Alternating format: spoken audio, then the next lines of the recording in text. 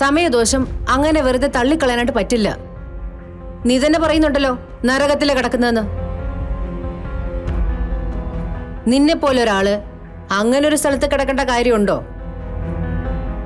അപ്പോ അതിന്റെ പിന്നിൽ അങ്ങനെ ഒരു വിധിയുണ്ട്. എന്താ ഗോപാലി പറയുന്നേ? അവര് തമ്മിൽ സംസാരിച്ചത് ഞാൻ കേട്ടതാ. അവരുടെ ഉള്ളിൽ ചെന്നത് വിഷ. അത് കൃഷ്ണയെ കൊല്ലാൻ വേണ്ടി കൊണ്ടുവന്നാ. ഏയ്, ഞാനിത് വിശ്വസിക്കില്ലേ. അനിയൻ സാറിനെ കൃഷ്ണയെ അത്രയ്ക്ക് ഇഷ്ടോ സത്യവതി മാഡത്തിന്? തങ്കം, അത് അവരുടെ അഭിനയ. ഗോപാല, വെറുതെ എന്നെ ഭ്രാന്ത് പിടിപ്പിക്കല്ലേ. തങ്കം ഒന്ന് സൂക്ഷിച്ചാ മതി. ഇവിടെ എന്തൊക്കെയോ ഗൂഢാലോചന നടക്കുന്നുണ്ട്. നമ്മൾ ഈ കാണുന്ന ഒന്നും ശരിയായ ആളുകളല്ല. ആ സത്യവതി മേഡത്തിനെയും മൂർത്തിയെയും തങ്കം കൃത്യമായി നിരീക്ഷിക്കണം. ഇനി ഒരബദ്ധം നമുക്ക് പറ്റാൻ പാടില്ല. മനസ്സിലായോ? ഞാൻ നോക്കിക്കോളാം.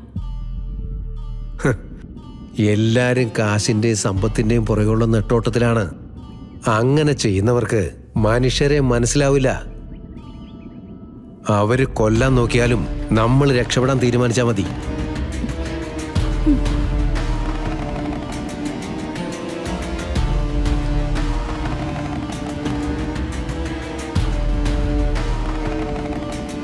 ഗാഥയുടെ ഇപ്പോഴത്തെ അവസ്ഥയ്ക്ക് കാരണം ഏതെങ്കിലും രീതിയിലുള്ള നാഗകോപമാണെന്ന് അറിയാനായിട്ട് ഞാനൊരു ജോത്സ്യനെ കണ്ടായിരുന്നു സിനി. എന്നിട്ട് ജോത്സ്യർ എന്തു പറഞ്ഞു? ജാതകപ്രകാരം അവൾക്കിപ്പോൾ ദോഷ സമയമാണ്. അത് മറികടക്കണമെങ്കിൽ അവിടെ തൊട്ടടുത്തുള്ള നാഗക്ഷേത്രത്തില് പൂജയൊക്കെ ചെയ്യാൻ പറഞ്ഞിട്ടുണ്ട്. നാഗങ്ങൾക്ക് മുമ്പിൽ ഒരു കലശമൊക്കെ. അതെങ്ങനെ മാം പ്രാക്ടിക്കൽ ആവുന്നേ? ഒന്നാമത് ഗാഥ മാഡത്തിന്റെ അവസ്ഥ, അതും അവിടെ. പിന്നെ ഇങ്ങനൊരു വഴിപാടിന്റെ കാര്യം പറഞ്ഞാ ഗാഥ മാഡം ചെയ്യാൻ തയ്യാറാവോ? ചെയ്യാതിരിക്കാൻ മാർഗമില്ല സിനി. എങ്ങനെയെങ്കിലും ഇതൊക്കെ മറികടന്നല്ലേ പറ്റൂ. ഞാൻ അവളെ ഒന്ന് വിളിക്കട്ടെ.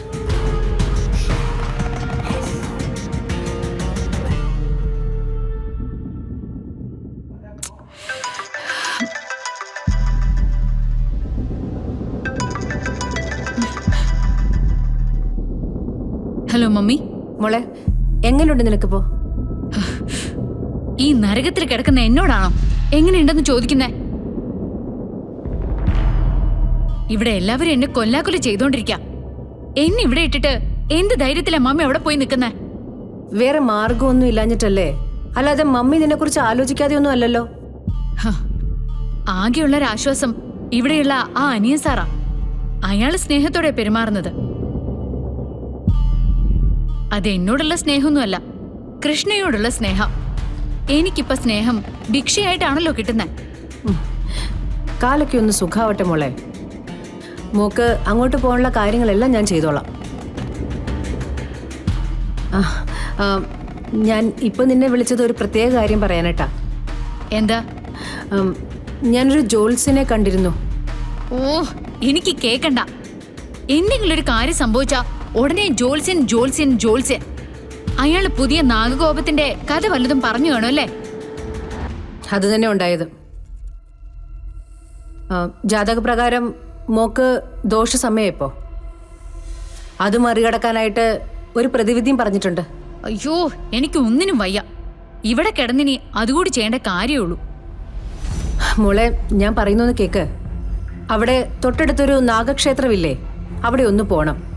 അവിടെ ഒരു കലശപൂജയുണ്ട്, അത് നടത്തണം. ഞാൻ പോവില്ല മമ്മി. അത്തരൊരു ഭ്രാന്തനും ഞാനില്ല. ഞാൻ പറയുന്ന ഒന്ന് നീ കേക്ക്.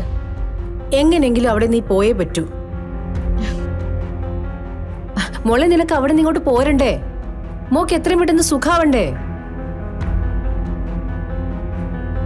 സമയദോഷം അങ്ങനെ വെറുതെ തള്ളിക്കളയാനായിട്ട് പറ്റില്ല. നീ തന്നെ പറയുന്നുണ്ടല്ലോ നരകത്തിലെ കിടക്കുന്നതെന്ന്. നിന്നെ പോലെ ഒരാള് അങ്ങനെ ഒരു സ്ഥലത്ത് കിടക്കേണ്ട കാര്യമുണ്ടോ? അപ്പോ അതിന്റെ പിന്നിൽ അങ്ങനെ ഒരു വിധിയുണ്ട്. അതെങ്ങനെയെങ്കിലും മാറ്റിയെടുക്കണം എന്നാണ് ഞാൻ ഈ പറയുന്നത്. മമ്മിക്ക് വേണ്ടി അതെങ്കിലും മോളൊന്ന് ചെയ്യ്.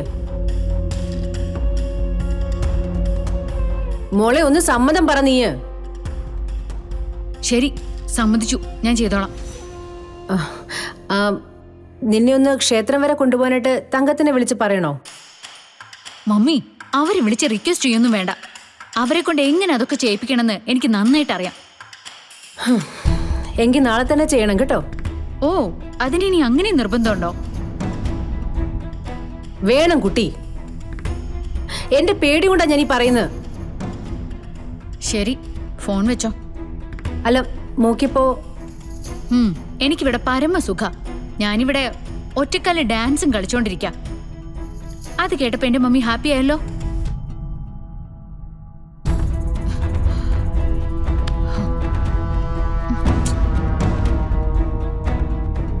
അവള് നല്ല ദേഷ്യത്തില്ല. എന്നാലും ചടങ്ങുകൾ ചെയ്യാന്ന് സമ്മതിച്ചിട്ടുണ്ട്. അത് മാമിനെ സന്തോഷിപ്പിക്കാൻ വേണ്ടി വെറുതെ പറഞ്ഞാണോന്ന് അറിയില്ലല്ലോ. നാളെ അവിടെ നിന്ന് വിളിച്ച് ചോദിക്കാം. ചോദിക്കാം, അല്ലെങ്കിൽ യാചിക്കാം. ഇപ്പൊ എന്റെ അവസ്ഥ അതാണല്ലോ. കാണുന്നവരുടെ എല്ലാവരുടെയും കാല് പിടിക്കുക, അപേക്ഷിക്കുക. സിതാര ശ്രീനിവാസ് ഇപ്പൊ എല്ലാവർക്കും ഒരു കളിപ്പാട്ടോ. എങ്ങോട്ട് വേണേലും തട്ടിക്കളിക്കാം.